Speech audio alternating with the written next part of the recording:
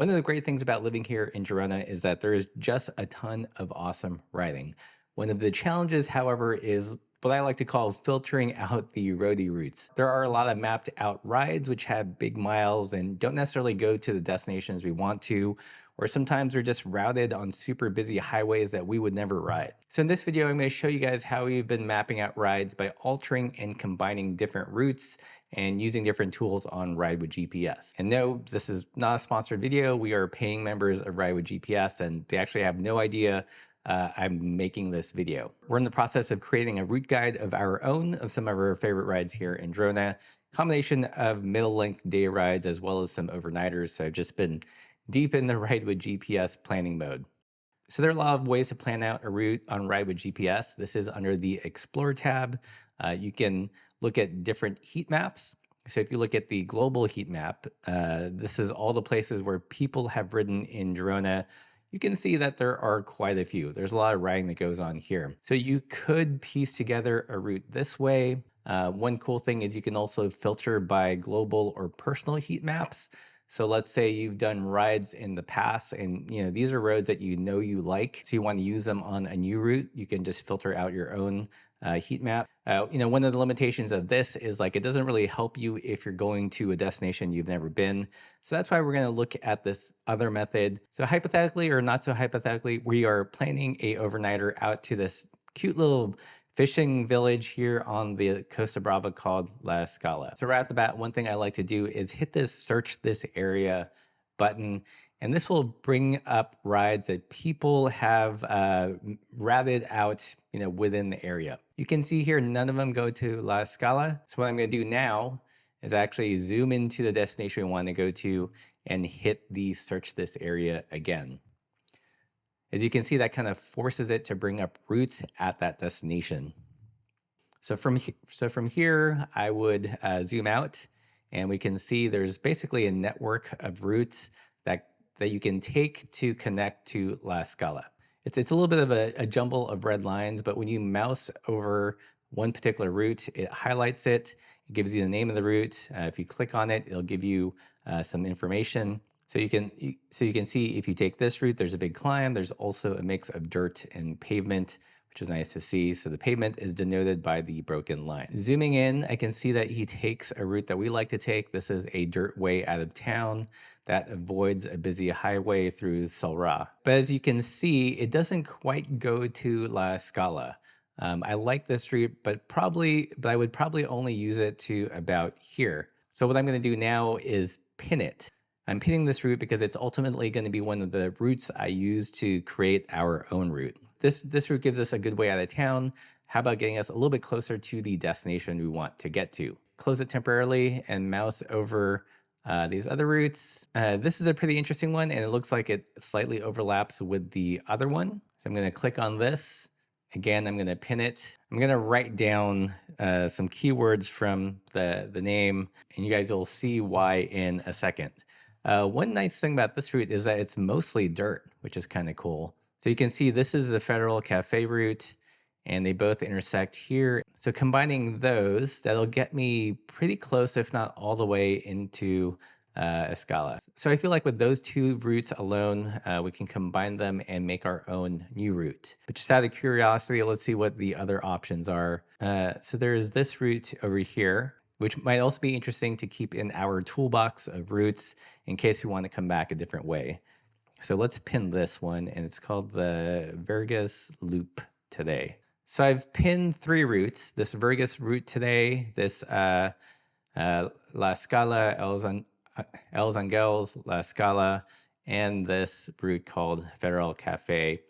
Good to write down the names. You'll see why in a second. With those routes pinned, we're going to now go to the route planner or route planner. So over here on the left, I'm going to hit import existing, and we're going to look for those routes that we pinned. So one of them was called the Federal. It is this one. So we're going to add this to the planner. Again, you'll see why this is important to write the names down. We're going to do another one. The other one was called La Scala, Els Angels, La Scala. Let's see if we can find it here. This one, La Scala, Els Angels, Scala. So we're going to add this one to the planner. And then we've got one last one, and it was called the Virgus loop today. And we're going to add that to the planner. Okay, so now looking at the planner, we've got three of the routes that we're going to combine, but just different aspects of the routes. We're going to start our own route. We're going to hit Add New here, and we're going to zoom in to where we want to start. A good place to start in town is, of course, on the Ponte Pedra. Very famous. One of our favorite ping pong tables are nearby. So we will start it there. And zooming out really quickly, you can see when you highlight different routes, it will, whoops, Control Z to undo that. You can see that as we mouse over the three kind of base layer routes, it will highlight it. And that's what we're going to use to trace. We're basically tracing over the lines here. So the first route we're going to follow out of town is this Federal Cafe. So let's, whoops. Our starting point is there, and then we're going to just connect, follow this gray line here, which is the first route out of town. This one's a pretty decent option to get out of town. It's pretty tricky here in Girona because although it's known for cycling, some of the cycling infrastructure isn't that great. And a lot of the roadie routes put you on the busy highways, which not a fan of. So a lot of our time is spent filtering through the pre-existing routes and trying to find ones that suit our style. This one's pretty good. It follows some single track by the river. Goes out by Sarria del Ter, side roads around, and out through Medinyà.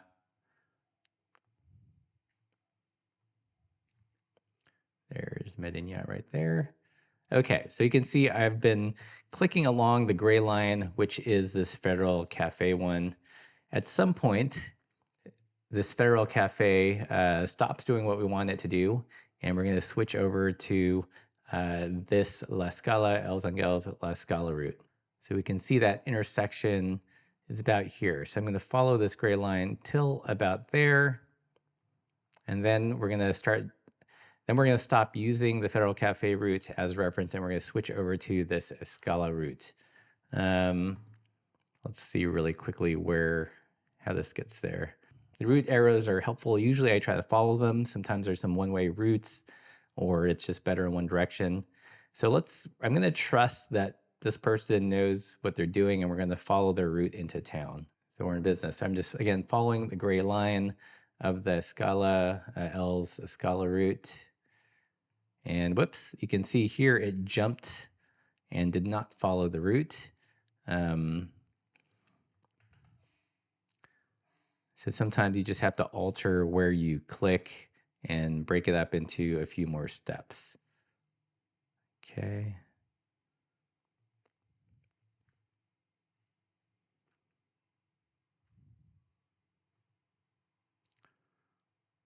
Just by looking at this route, I like that the person's avoiding these big yellow lines, which usually indicate bigger highways and freeways.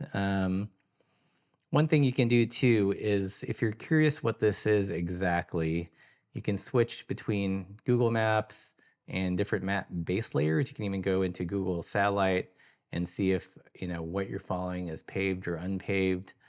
You could drop in Street View.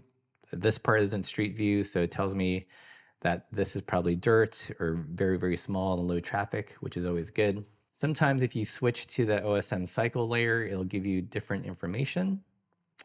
In this case, nothing that the Google map isn't telling us.